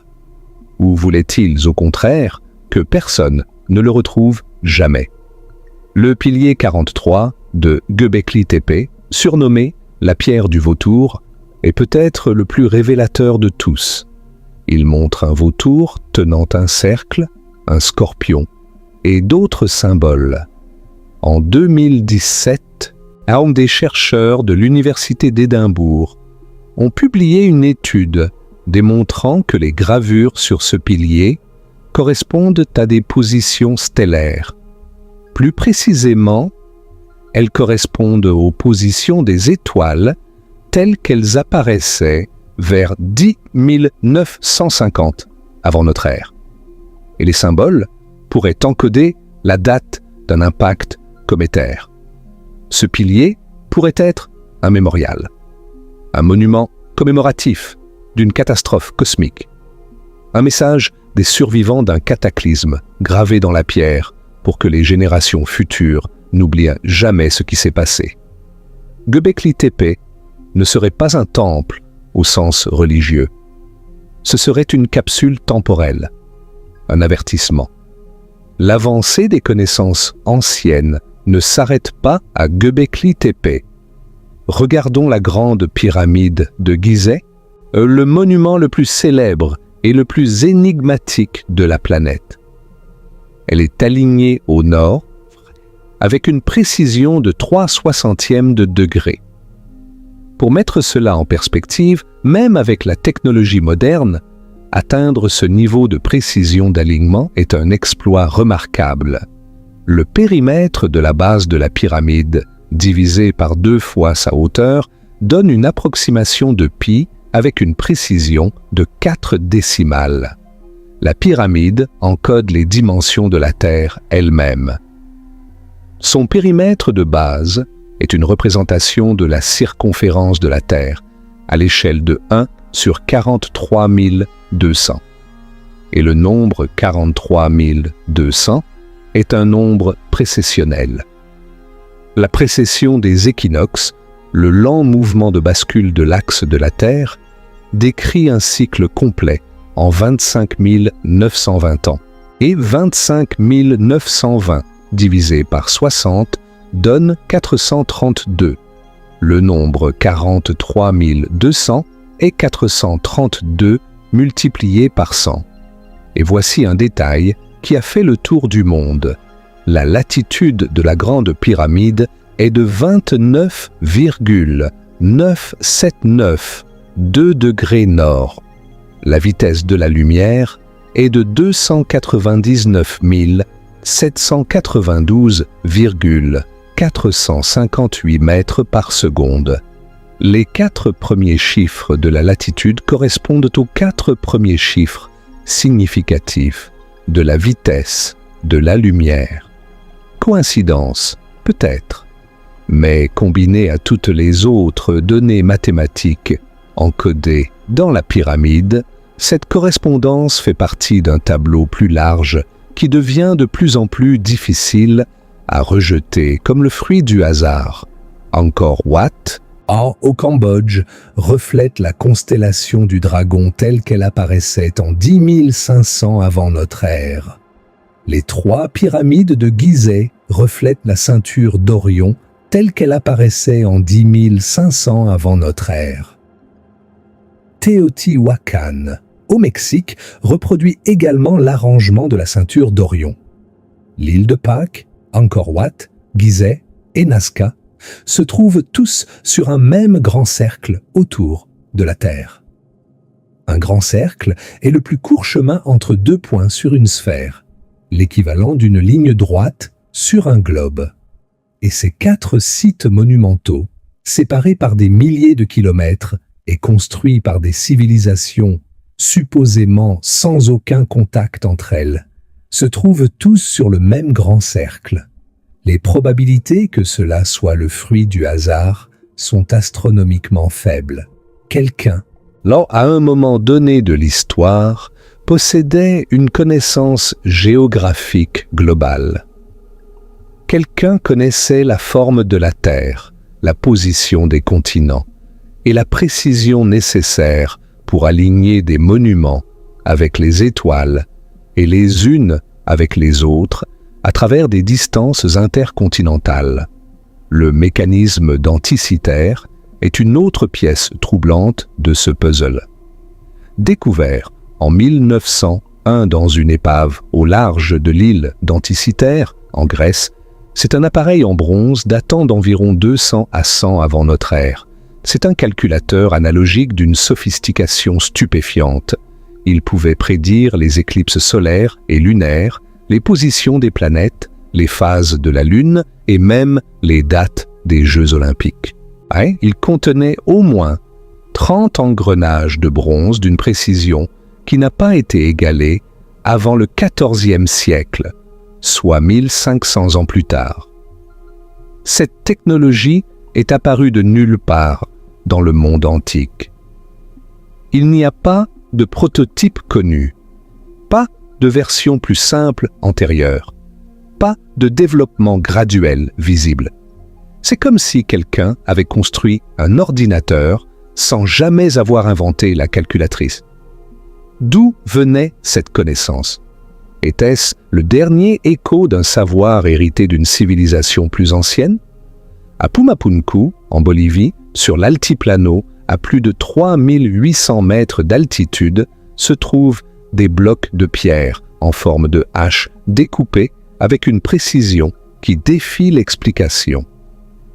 Ces blocs sont taillés dans de l'andésite, l'une des pierres les plus dures de la planète. Et ils s'emboîtent les uns dans les autres avec une exactitude qui ne laisse aucune marge d'erreur visible.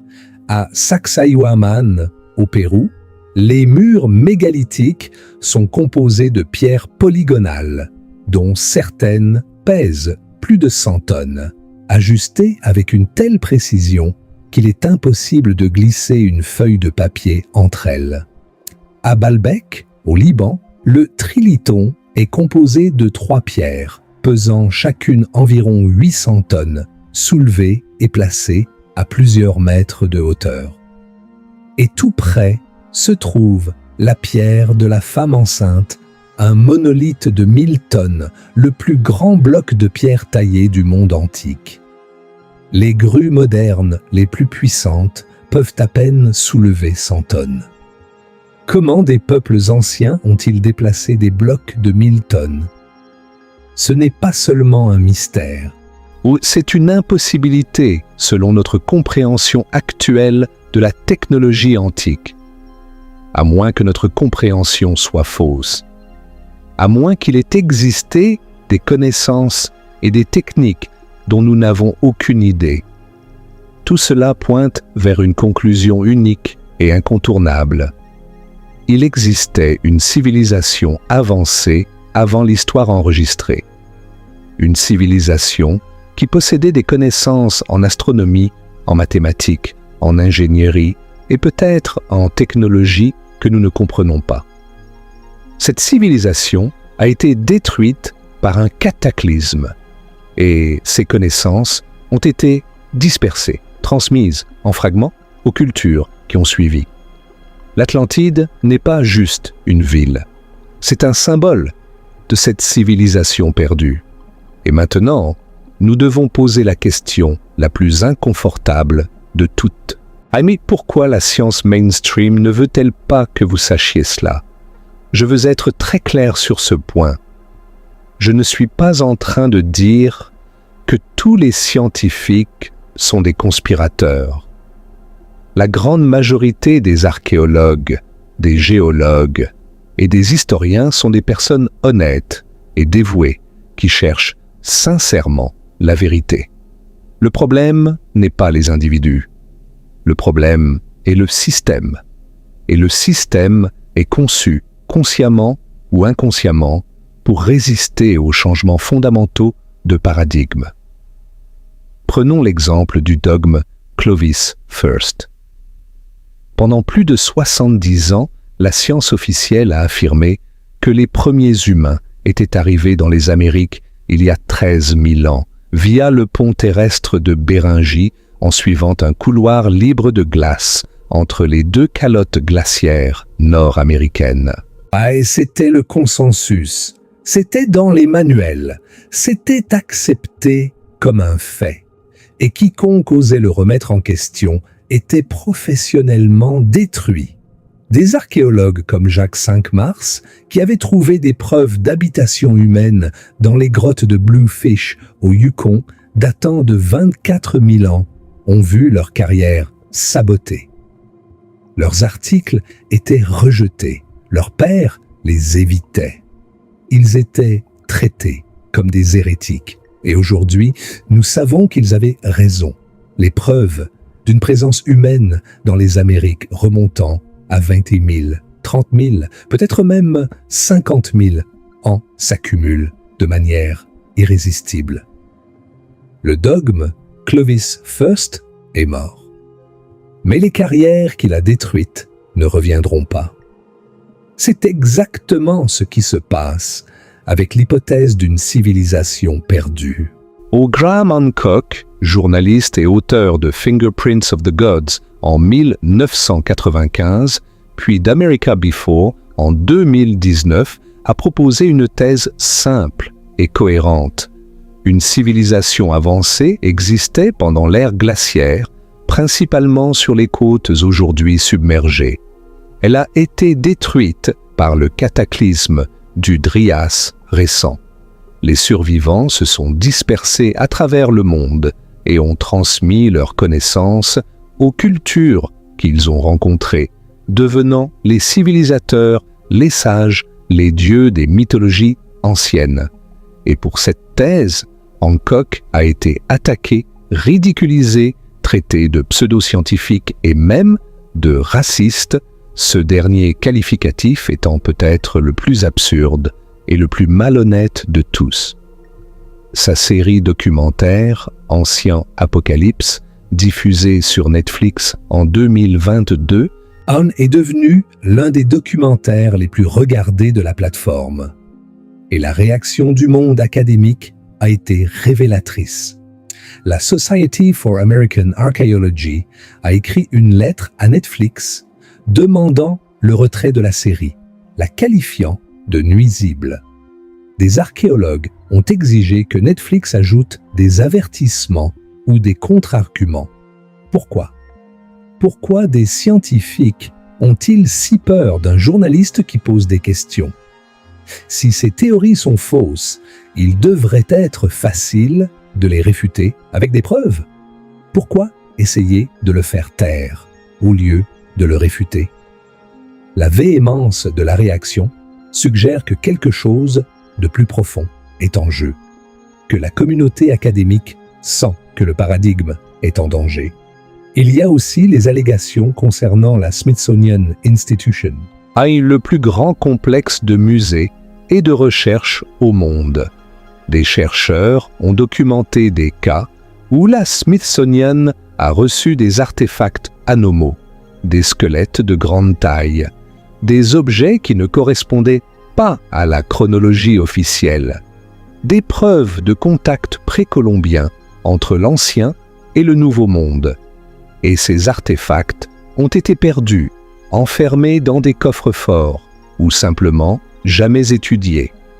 En 1882, John Wesley Powell, le premier directeur du bureau d'ethnologie de la Smithsonian, a établi une politique de rejet systématique de toute preuve qui ne cadrait pas avec le récit officiel de l'histoire américaine. Cette politique a persisté pendant des décennies. Est-ce de la suppression active? Ou est-ce simplement de l'inertie institutionnelle chez la tendance naturelle des grandes organisations à protéger le statu quo? Quelle que soit la réponse, le résultat est le même. Des preuves potentiellement révolutionnaires sont ignorées, enterrées ou détruites. Et puis, il y a le problème du financement. La recherche archéologique dépend presque entièrement de subventions, de financements gouvernementaux et de l'approbation académique. Si votre théorie remet en question la chronologie officielle, si votre projet de recherche implique le mot « Atlantide » ou « civilisation perdue », vous ne recevrez pas de financement. C'est aussi simple que cela. La structure de Risha n'a jamais été fouillée. Pas parce que ce n'est pas intéressant, pas parce que les preuves ne le justifient pas, mais parce que personne ne financera une fouille liée à l'Atlantide. l'archéologie sous-marine est coûteuse. Qui va payer pour des expéditions en eau profonde à la recherche de cités mythologiques? Le système est conçu pour empêcher les changements de paradigme. Pas par conspiration active, mais par inertie structurelle. Et les conséquences sont les mêmes que s'il s'agissait d'une conspiration. Pensez à ce qui changerait si l'Atlantide était prouvée réelle. Toute la chronologie de la civilisation humaine devrait être réécrite.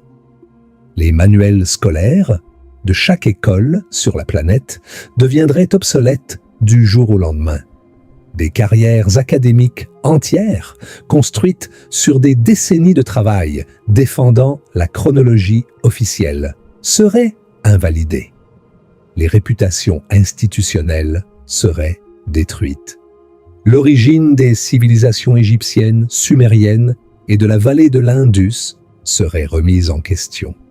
La relation entre mythe et histoire serait redéfinie. Les récits religieux et culturels sur les origines humaines seraient bouleversés. Le pouvoir des institutions académiques existantes serait diminué. Il y a des raisons très puissantes pour maintenir le silence. Je ne dis pas que les scientifiques mentent, je dis que le système les empêche de chercher là où les réponses pourraient se trouver. Maintenant, explorons brièvement les autres localisations proposées pour l'Atlantide, parce que la structure de Risha n'est pas la seule candidate, et il est important de comprendre pourquoi elle se démarque de toutes les autres. L'hypothèse méditerranéenne est la plus populaire dans les cercles académiques. Santorini, anciennement Terra, dans les Cyclades grecques, était le centre de la civilisation minoenne. Et une des plus avancées du monde antique. Vers 1600 avant notre ère, l'éruption volcanique massive de Terra a détruit l'île et a provoqué des tsunamis dévastateurs qui ont contribué à l'effondrement de la civilisation minoenne. La ville d'Akrotiri, sur Santorini, avait une structure portuaire concentrique qui rappelle vaguement la description de Platon. Et la destruction soudaine d'une civilisation insulaire, avancée par une catastrophe naturelle, correspond au récit. Mais il y a des problèmes majeurs. Platon a spécifiquement dit que l'Atlantide se trouvait au-delà des colonnes d'Hercule, dans l'Atlantique. Santorini est en Méditerranée, bien en deçà de Gibraltar.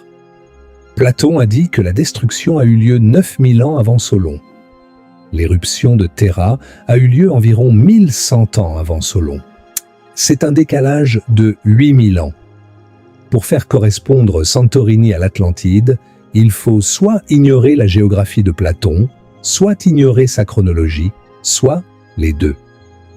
Et si nous décidons que Platon s'est trompé sur la géographie ET sur la chronologie, alors sur quoi pouvons-nous nous fier dans son récit? L'hypothèse méditerranéenne ne fonctionne que si nous décidons que Platon avait fondamentalement tort sur les détails les plus importants de son propre récit. L'hypothèse antarctique est fascinante mais problématique. Charles Hapgood a proposé que la croûte terrestre avait subi un déplacement massif il y a environ 12 000 ans, déplaçant l'Antarctique d'une position tempérée vers le pôle sud. Si c'était vrai, l'Antarctique aurait pu abriter une civilisation avant d'être engloutie sous la glace. Les cartes anciennes montrant l'Antarctique sans glace semblent soutenir cette idée. Rand Flemhatt, dans son livre « When the Sky Fell », place l'Atlantide en Antarctique. Le problème, c'est que le déplacement de la croûte terrestre à cette échelle n'est pas soutenu par les preuves géologiques actuelles. La tectonique des plaques fonctionne sur des échelles de temps de millions d'années, pas de milliers. Les cartes anciennes restent inexpliquées, mais l'Antarctique, comme localisation de l'Atlantide, pose plus de questions qu'elle n'en résout. L'hypothèse du Sundaland propose que l'Atlantide se trouvait en Asie du Sud-Est, sur le plateau de la Sonde, la vaste étendue de terre, aujourd'hui submergée, qui reliait l'Indonésie, la Malaisie et la Thaïlande pendant l'ère glaciaire. Ce plateau s'est enfoncé sous les eaux quand le niveau des mers a monté à la fin de la dernière glaciation. Stephen Oppenheimer, dans son livre Eden in the East, argumente que cette région était le berceau de la civilisation et l'origine des mythes de déluge. C'est une hypothèse intéressante, mais elle ne correspond pas à la description géographique de Platon, qui place l'Atlantide dans l'Atlantique au-delà de Gibraltar. L'hypothèse caribéenne, nourrie par les prédictions d'Edgar Cayce et les découvertes au large de Bimini et de Cuba, est intrigante mais manque des correspondances géographiques spécifiques de la structure de Richat. L'hypothèse de la dorsale médio-atlantique, l'interprétation la plus littérale de Platon, suppose une grande île au milieu de l'océan Atlantique. La dorsale médio-atlantique est effectivement une chaîne de montagnes sous-marines dont certains sommets émergent pour former les Açores, les Canaries et le Cap-Vert. Mais les preuves géologiques suggèrent que cette dorsale est submergée depuis des millions d'années. Et c'est là que la structure de Richat se distingue de toutes les autres. Quand on fait une comparaison côte à côte de chaque localisation proposée par rapport à chaque détail spécifique de la description de Platon, la structure de Richat l'emporte sur tous les plans. La taille, la forme, les anneaux concentriques, les couleurs des roches, l'orientation, les montagnes au nord, la plaine au sud, l'ouverture vers la mer, les dimensions numériques, la proximité de Gibraltar. Aucune autre localisation ne correspond à autant de critères avec une telle précision. Et ce n'est pas une opinion subjective. C'est un fait mesurable et comparable. Et pourtant, personne ne la fouille. Mais l'histoire de l'Atlantide ne serait pas complète si nous ne parlions pas de ce qui est peut-être son aspect le plus profond et le plus significatif, l'héritage. Parce que si l'Atlantide a existé et si elle a été détruite, alors la question la plus importante n'est pas où elle se trouvait ou comment elle a été détruite. La question la plus importante est celle-ci. Que sont devenus les survivants? Et c'est ici que les mythes du monde entier convergent d'une manière qui donne le vertige. En Égypte, Thoth, ou Djehuti, est le dieu de la sagesse, de l'écriture, des mathématiques et de l'architecture. Selon la tradition égyptienne, il est venu de l'ouest, d'au-delà de l'océan, et a apporté la connaissance à l'Égypte. Il est le créateur des hiéroglyphes, le maître des sciences, l'architecte du monde. En Sumer, les Apkallu sont 7 sages qui ont émergé de la mer et ont enseigné aux humains les arts de la civilisation, l'écriture, l'agriculture, la médecine, l'architecture, les lois. Ils sont représentés comme des êtres mi-hommes, mi-poissons, des êtres venus de l'eau. En Inde, les 7 rishis ont survécu au grand déluge, avec Manu, le premier homme, et ont préservé la connaissance sacrée pour la transmettre à l'humanité après la catastrophe. En Mésoamérique, Quetzalcoatl, le serpent à plumes, est décrit comme un civilisateur venu de l'Est, d'au-delà de la mer. Il a apporté la connaissance, le calendrier, l'agriculture, l'architecture et les arts. Au Pérou, Viracocha est sorti du lac Titicaca après un grand déluge et a enseigné la civilisation au peuple des Andes. En Chine, Fuxi a survécu à un déluge et a enseigné les arts de la civilisation à l'humanité. En Grèce, Prométhée a donné le feu, la connaissance, à l'humanité. Le même archétype se répète partout dans le monde.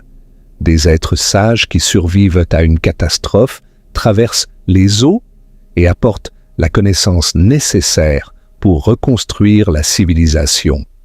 Pas une version, pas deux. Des dizaines sur chaque continent. Et ces êtres ne sont pas des divinités abstraites, ce sont des enseignants pratiques. Ils apportent l'écriture, l'agriculture, l'architecture, les mathématiques, l'astronomie, les lois. Ce sont les compétences exactes dont vous auriez besoin pour redémarrer une civilisation après un cataclysme. Mais les parallèles entre civilisations déconnectées vont encore plus loin. Pourquoi toutes les civilisations anciennes construisent-elles des pyramides? L'Égypte a ses pyramides. Le Mexique et le Guatemala ont les leurs. La Chine a des pyramides axiales. Le Soudan a plus de pyramides que l'Égypte. L'Indonésie a Gunung Padang, une structure pyramidale qui pourrait être la plus ancienne du monde, avec des datations suggérant jusqu'à 25 000 ans. La Bosnie pourrait en avoir, bien que ce soit controversé. Des structures pyramidales existent sur presque chaque continent. Des civilisations qui ne se connaissaient pas, qui ne communiquaient pas, qui vivaient à des milliers de kilomètres les unes des autres, ont toutes choisi la même forme architecturale. La pyramide. Pourquoi ? Est-ce parce que la pyramide est la forme la plus stable et la plus évidente pour construire en hauteur? Peut-être. Ou est-ce parce qu'elles ont toutes hérité la même connaissance de la même source? Le culte du serpent est un autre parallèle troublant. En Égypte, l'Uraeus, le cobra royal, ornait la couronne des pharaons. En Mésoamérique, Quetzalcoatl est le serpent à plumes. En Inde, les Nagas sont des êtres serpentins divins qui gardent des trésors de sagesse. En Chine, le dragon, qui est essentiellement un serpent ailé, est le symbole le plus sacré. Chez les aborigènes d'Australie, le serpent arc-en-ciel est le créateur du monde. Le serpent comme symbole de sagesse, de connaissance et de création divine apparaît sur chaque continent. Toutes les civilisations anciennes suivaient la précession des équinoxes, un cycle astronomique de 25 920 ans. C'est un phénomène si lent qu'il est imperceptible à l'échelle d'une vie humaine. Il faut des siècles d'observation continue et de transmission de données pour le détecter. Et pourtant, les Égyptiens, les Sumériens, les Hindous, les Mayas et les Grecs le connaissaient tous. Comment des civilisations supposément primitives ont-elles pu détecter un cycle de 26 000 ans? La réponse la plus logique est qu'elles n'ont pas eu à le détecter.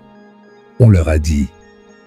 Quelqu'un qui avait déjà fait les observations pendant des millénaires leur a transmis cette connaissance.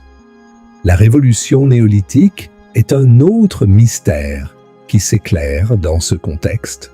L'agriculture, la poterie, la domestication des animaux.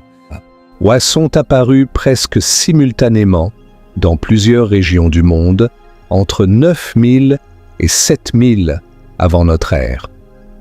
Le croissant fertile, la Chine, la vallée de l'Indus, la Mésoamérique, tous ces endroits ont développé l'agriculture à peu près en même temps. Coïncidence ou transfert de connaissances coordonnés depuis une source commune. Sumer, la première civilisation historiquement reconnue, est apparue vers 4500 à 4000 avant notre ère, avec un système d'écriture pleinement développé, des mathématiques avancées, une astronomie sophistiquée, des lois codifiées et une architecture monumentale. Les Sumériens eux-mêmes disaient que cette connaissance leur avait été transmise par les Apkallu, des êtres venus de la mer qui avaient survécu à un déluge. L'Égypte est apparue vers 3100 avant notre ère avec le même type de connaissances avancées, apparemment de nulle part. Et comme je l'ai mentionné, les périodes les plus anciennes montrent la qualité la plus élevée. un phénomène qui suggère un héritage, qui se dégrade plutôt qu'un apprentissage qui progresse. La vallée de l'Indus est apparue vers 3300 avant notre ère, avec une urbanisation sophistiquée, des systèmes d'égouts et un commerce avancé, également apparemment de nulle part.